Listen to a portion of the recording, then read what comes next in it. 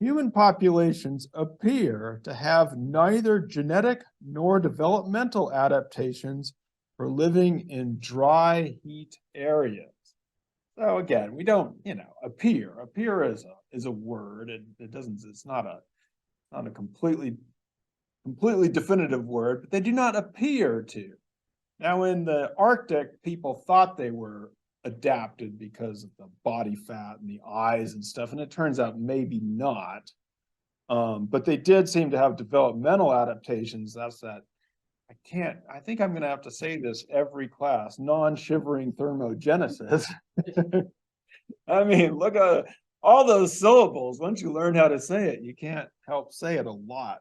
So there's that in the Arctic, that if you grow up there, you develop some things. And then in the high altitude regions, although there's debate about some of the genetic adaptations, there might be some in the Tibet, but in the Andes, probably not. But if you grow up there, you're born there, your lung capacity and your blood stuff does have a different adaptation, which is difficult to gain, maybe impossible to gain if you just move there. But in the desert, in these arid lands, you can be just like the people there in like 2 weeks. You'll be fine. So at one point, and like I said, we always think that people are adapted to this in a genetic or a developmental way. We're always looking at their bodies and saying, aha. And people got really into the Nilotic peoples of the Sudan. And you can still look on the web today and they'll tell you they're really tall and can jump really high, which is true. I mean, so Moran tells us that they were often cited as an example of optimal human form for desert environments. So long, thin limbs, thin lips, and thin noses. I also like them as an example. They go against the usual stereotype of the United States, which posits that darker skin means certain lip and nose form, and they obviously are. Anyway, the thing is, even if they have an optimal body shape for the desert or dry, arid conditions, they don't seem to be like all kinds of, as Moran says, there's not a perfect association between body shape and environment. In desert areas today, we find people of all shapes and sizes. So anyway, you can adapt to the desert in a couple of weeks, and there's nothing really genetic. You don't have to be tall and thin. Doesn't matter. You can be all shapes and sizes and all skin tones. You can be happy in the desert. As long as you have what, Anna? What do you need in the desert? Clothing, the right kind of clothing, exactly. I found this great article you should read. What's with heavy robes in hot climates? What is with the heavy robes in hot climates?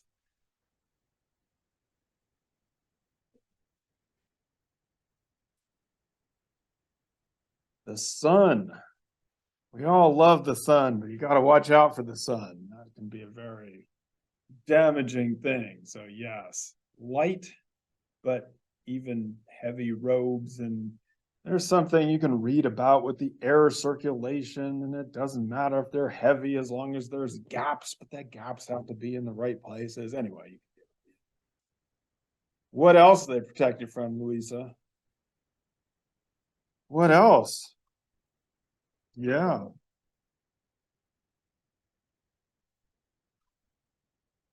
You know, you want that layer of protection, you want that layer over that. You guys talk about like I'm sorry, I lose my train of thought a lot. The winds. Sure, let's talk about the winds.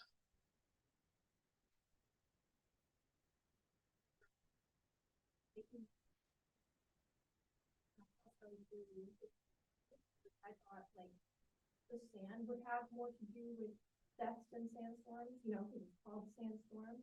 But obviously not. It's more sort of like the hot rush of air coming towards you that can make you dehydrated really fast. causing like dizziness and things like that, and unconsciousness to the point where you could die. I mean, I knew I didn't like the desert for a reason. I drink that hot water and look out for the winds. Tori had all kinds of questions for me about this. How fast I can die. Did you find out the answer to any of these questions, Tori? No, you didn't. You didn't just type them in and didn't answer them? What was one of your best questions that somebody could want to know? How fast? If you're with somebody else. You're out with your, like this person, on your own. And the hot wind comes along and you're not wearing the right clothing. You know. And I was very sad that you didn't go and talk about the sandals. Because in the last class, you talked about the bare feet. And the bare feet in the Andes are fine. You can do your bare feet up in the mountains as long as you grew up and are adapted to it. But in the desert, you need these sandals. Let's say, yes, there's that. The dead space insulator, the narrow opening at the ankle, barely wide enough for one's foot to go through, which acts as an excellent dead space insulator. Then sandals with soles that project an inch in all directions are the usual footwear. There you go. So then you don't have the heat reflecting from the ground. I found these Yemen scorpion shoes. Wear these in Yemen. Go right across the desert and those leather things flap, apparently. They scare the snakes and the scorpions, so extra benefit. Right. So there you go. You can live in the desert as long as you have the right stuff. Don't need to be genetically adapted. Like I said, nobody cares about the desert plants. Admittedly, it did say that this person, Gutterman, had written a comprehensive treatise on plant adaptations to extreme desert conditions. So there you go. If you want to know about the survival strategies of annual desert plants, that is the comprehensive treatise. Huh? What is a treatise? That is a good question. A treatise is a fancy word for, if you've written a treatise, what have you done?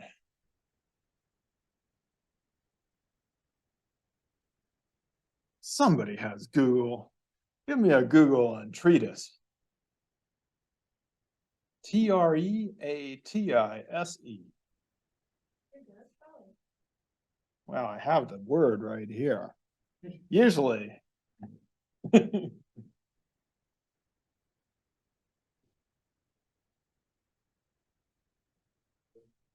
Written work dealing formally and systematically with the subject. Yeah. A book, yes. But this is a comprehensive treatise, which kind of sounds like redundant, right? A little bit redundant, a comprehensive treatise. I feel like if you've written a treatise, you've written the book, not the Bible, but close to the Bible, the book. So yes, if you wrote a treatise for your paper, if I wrote on there, this is a treatise of a paper, that's probably too long for one thing, but it would be amazing. It's a big compliment to write that, a treatise. Astounding that no one has ever heard of it. A comprehensive treatise. Anyway, nobody wanted to talk about the desert plants. You all cared much more about the desert animals, right, Zeke? Huh?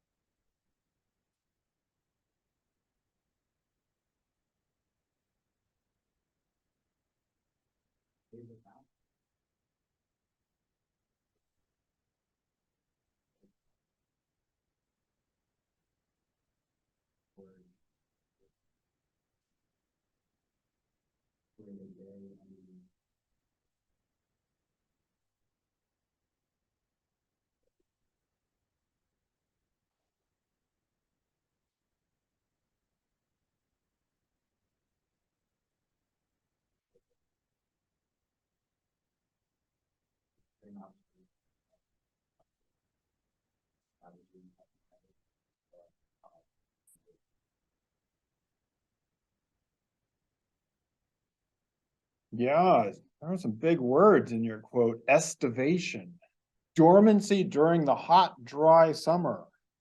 Diapause, state of suspended development. Type all that into Google to give me a good example of a desert animal that does this. Gave me the desert tortoise. Desert mice. Yeah, gotta love those desert animals that are burrowing into things and stuff like that. Except there's some desert animals that can't burrow into things, right, Anaya? Like what?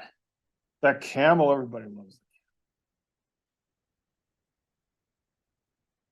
Isn't that not a camel? Oh, shoot. There are different kinds of camels, man. There's different kinds of camels. There's that. This is yeah, there's the two-hump camels, which I think are called Bactrian camels, but don't quote me on that. You can figure that one out for yourself. Anaya, what's that camel doing there? And it is a camel. Hmm? Just walking. Why can it walk?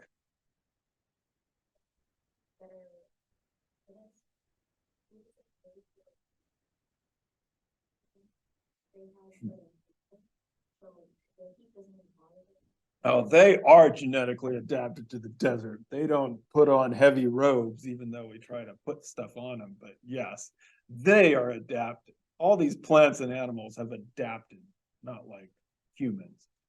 They're good at it. They have better hair and got a bunch of water in that hump, right?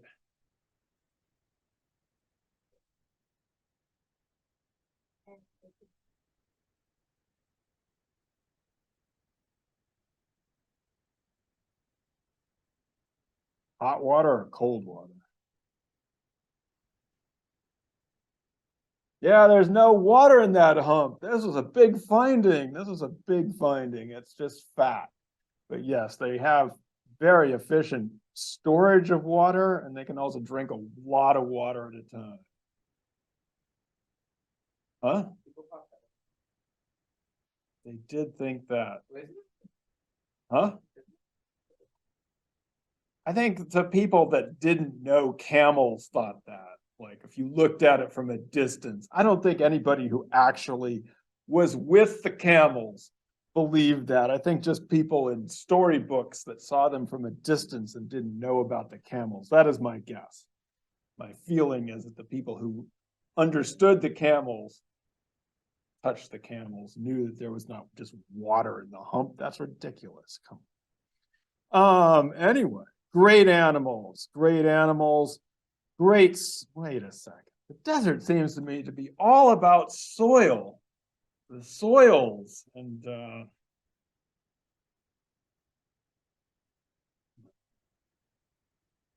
was going to try to get Cass to talk about soil, but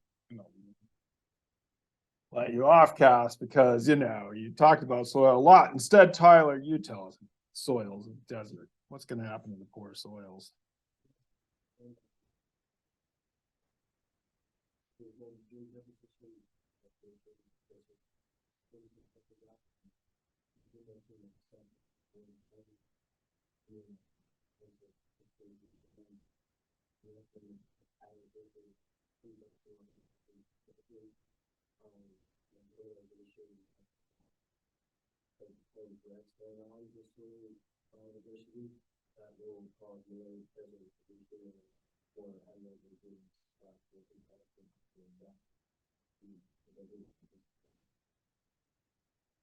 Yeah, it did. It was just like this picture. It made me kind of sad.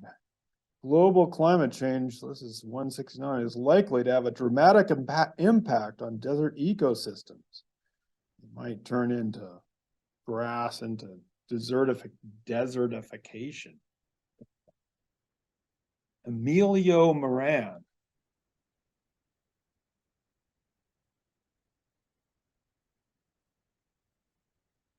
What kind of a name is Emilio? You took that long. Just Huh? to that question.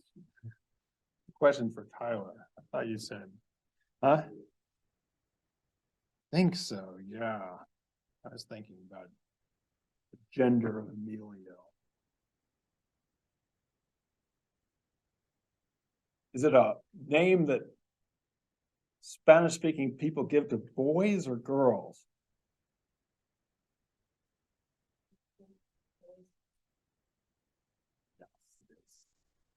I believe Emilio Moran is identifies as an old man now. I thought you said she, Tyler. I don't know if I was making that up. You may not have. I may have just heard you wrong. No, no, don't worry. I mean, Emilio's not here, so. He will be reviewing the video though, so you know. Then along with that person's name? Beersack, yeah, along with Aletta Beersack, gonna get mad at me, so. Sounds like a repeat? Same setup? Well, John, we can't repeat. You have to tell us about a desert. Yeah, no repeats. Go for it. 173.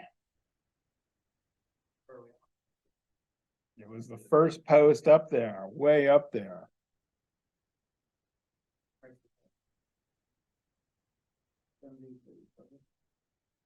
Oh yeah, it was for like neutral temperature.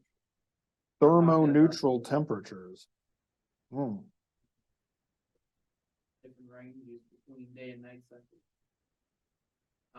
Deserts are often, they drastically change your temperatures to closer to Arctic. Pretty low negatives, so you gotta make sure you dress warm for the night and then warm to enjoy that cooling. Yeah, be resourceful with what you have there. You can't just, you gotta have like structures that can help contain the heating of the day and keep out the cold during. Yeah, I was impressed. You were talking about the Dobie area of the Kalahari. A semi-arid area. Has some seasonal changes, but the day to night temperature range was quite dramatic. It did remind me of the mountain temperature changes that I talked about, with the difference between daytime and nighttime temperatures being quite dramatic. And you do usually need buildings, although apparently some people can just sleep there without any. But yeah, you need to adjust if you can adjust to these things. And on 173, what else do you need there? 4 to 6 month rainy season. Yeah, what do you get? Get surface water. Good old surface water. Utilization of surface water. So we're going to be talking a little bit for the next little bit. We're not going to repeat. We're going to be talking about the Kalahari and the Kung, an exclamation point before the Kung, which is a click I can't do, but you're good at clicking languages. You can do one of the 7 clicks that the Kung use. There, I just tried, but it's, there's 7 different kinds of clicks that you can use. You have to be able to hear them, whether you're breathing in or breathing out, and all kinds of different clicks. The exclamation point is one of the clicks. Anyway, they use surface water. Autumn, how do they use it? Keep it all for themselves.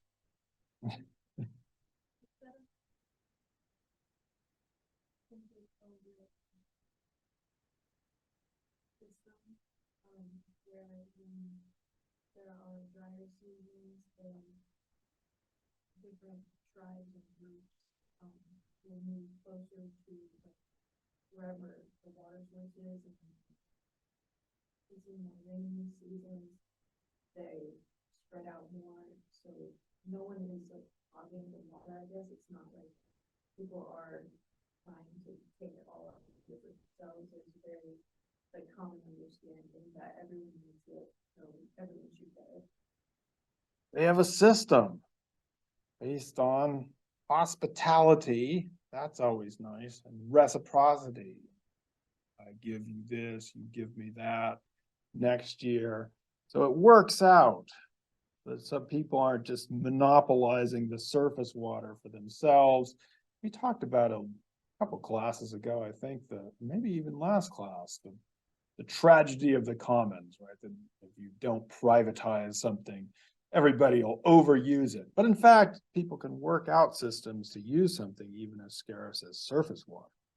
So you have the hospitality and the reciprocity also grown in the Kalahari. If someone offers you these as hospitality and reciprocity, what are these? No, not potatoes. No, stop guessing. Mongongo nuts, the famous mongongo nuts, page 176. There, you can look them up. Mongongo nuts are actually a wild resource that people use. They're very large, as you can see here, from nuts or seeds, very nutritious, and in some areas of the Kalahari, quite abundant. So they're used as a big food source in this part of the Kalahari. And in the last class, at the beginning of the last class, John, I think it was you, asked me if there was anything new going on in anthropology, anything new. I blanked out. I couldn't remember anything new until I remembered there was something new that Liz is enduring these days in the class I teach in the morning.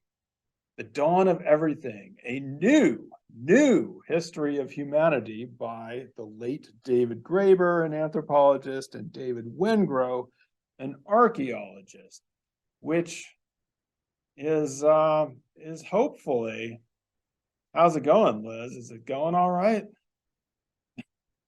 I guess I shouldn't ask you direct like that.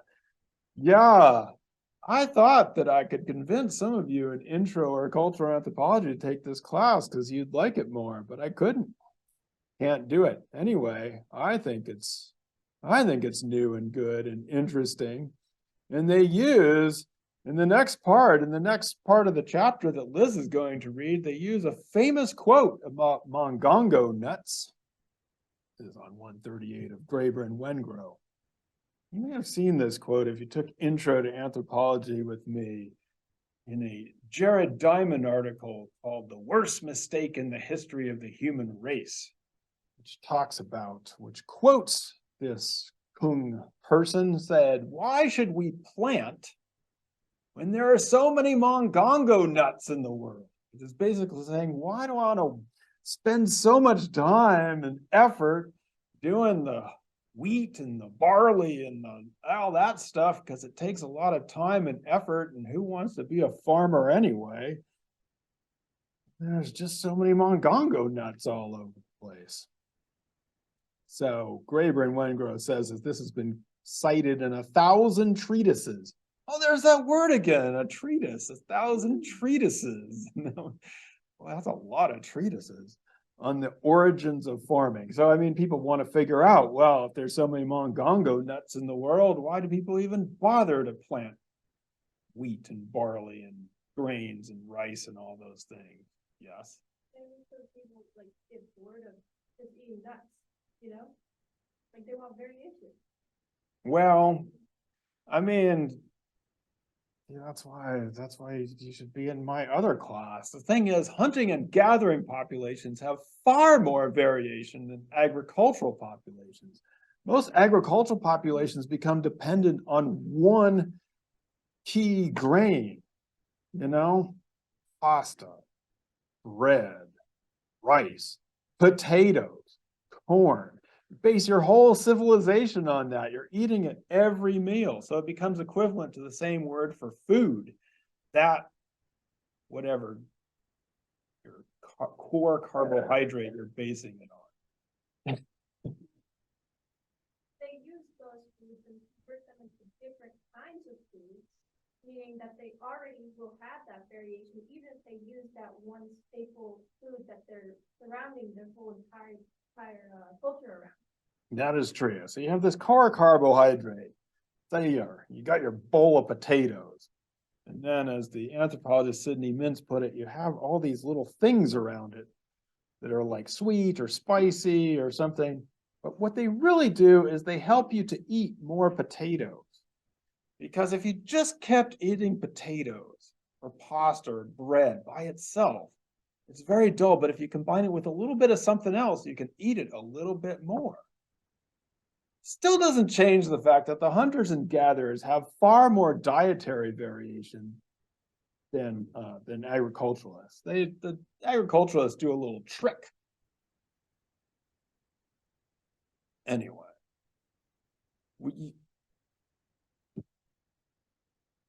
if there are so many mongongo nuts in the world, one would expect that the population would explode, right, Jacob? No, why not? You have to keep the population low. How do you do that? Whoa. Okay.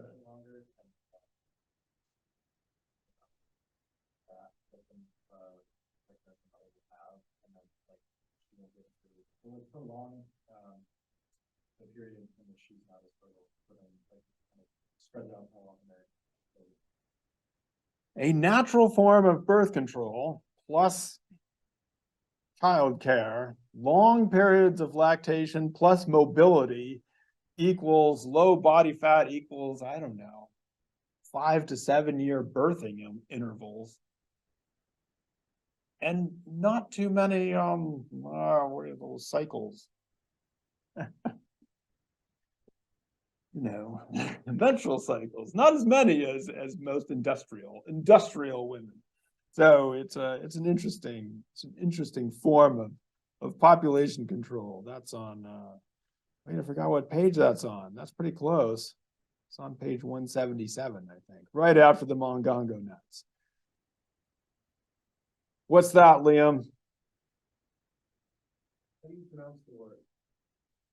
Well, that is a good question, because when I looked for it, it was spelled differently than the way Moran spells it.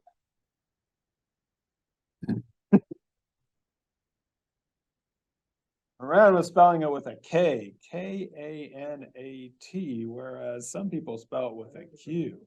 Huh? Does look cool that way.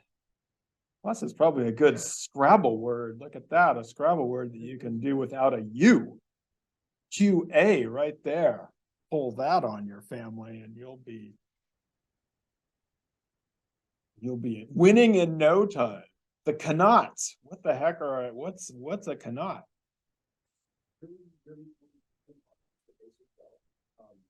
Instead of it just being essentially all the ground, it's always it says right there, it's an underground aqueduct. It's a bunch of different passages that connect throughout the ground.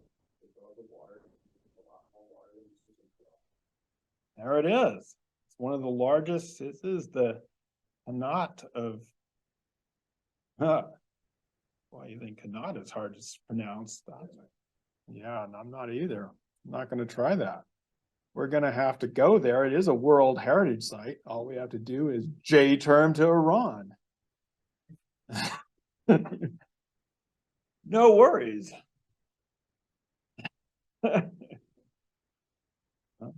It's weird, you know, it's weird all the places the people in the United States can't get to.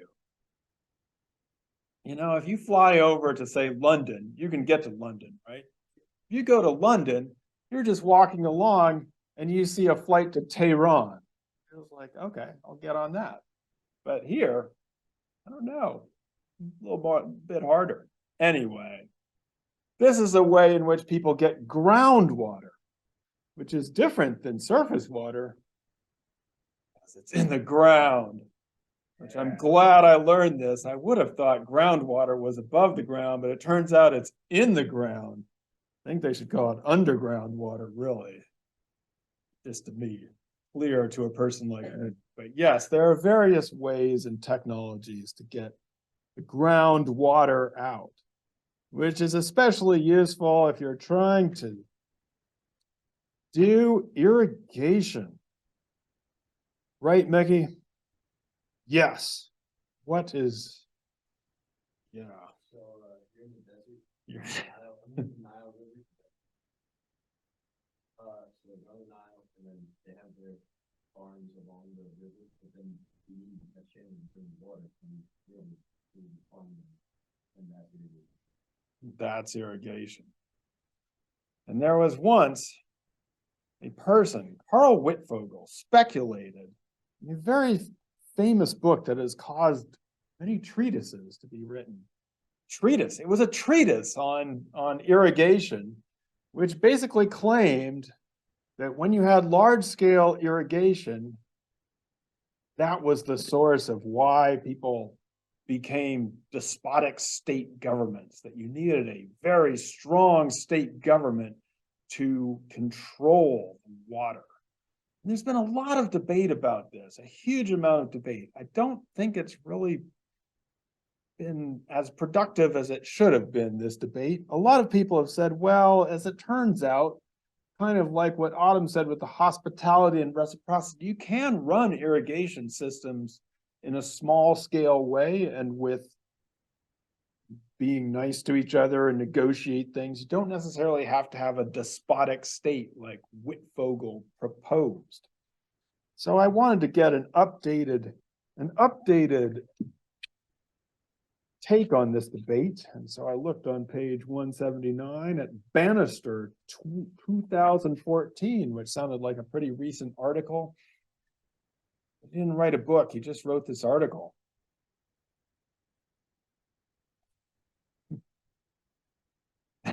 Ah, what a funny guy.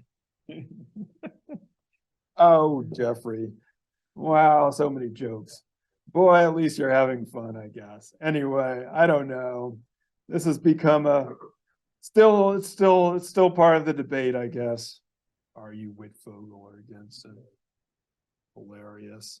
So I don't know. There's still an issue here. I think Moran basically says that it's not that to do a big irrigation project, you are going to need basically state control. So it doesn't matter which came first, but it's been a huge debate in life.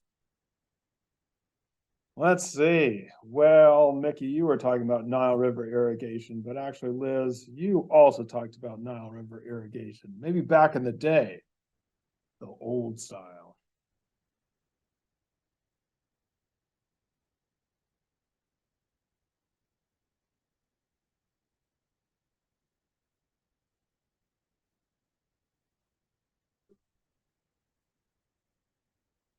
standard.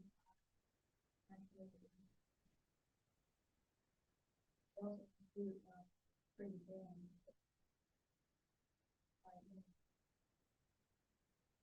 Yeah.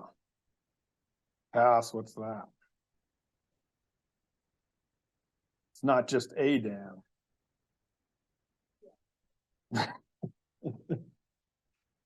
What? This was a marvelous feat of engineering, an amazing feat. People go there on tour to look at it, check out. I guess if you can't get to Iran, you can get to Egypt and check out their Aswan Dam, the high Aswan Dam, as opposed to the low Aswan Dam. Is this a good thing, Cass?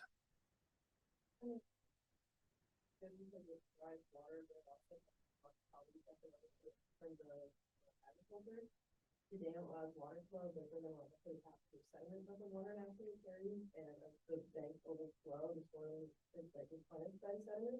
So without the sediment, there is some nutrients that they need to grow plants, so they're using food productivity and also having problems with like the fish production. So they're having all sorts of economic problems. They also have to start importing fertilizer because their soil quality is getting so poor. They have like complete rearrangement of their economic structure too. Yeah, it's kind of, we used to really love dams, We used to put dams everywhere. They were great. And I don't know, it turns dams out might not be that great, or you have to be careful with them and mess a lot of people up. So this is an example of something that's, yeah, it kind of depends on your perspective. It's good and bad. All right. Nobody wanted to talk to me about the most important part of this chapter. At least for me, I thought. Harnessing runoff for agriculture. Actually, we should all get really into this. We should all get big rain barrels and everybody should be doing this. Don't worry, I'm not. But you know, this is extremely important or will be extremely important. We don't do enough of it. We should do more of it. I think Las Vegas is starting to try to do this more, but if you look on page 185, it talks about, you know, they're talking about the runoff agriculture, the Negev populations, and how they're steadily increasing their yields. Then they use solar powered drip irrigation so that they become sustainable in desert areas. In the Jordan Valley, drip irrigation has increased yields by 100 to 530% without increasing the total amount of water used. Likewise, drip irrigation combined with plastic mulching has been successful in semi-arid areas of China, reducing soil evaporation, increasing the number of growth days, and reducing evapotranspiration while using less water and increasing yield as compared to non-drip irrigation. Sounds pretty good. Yeah.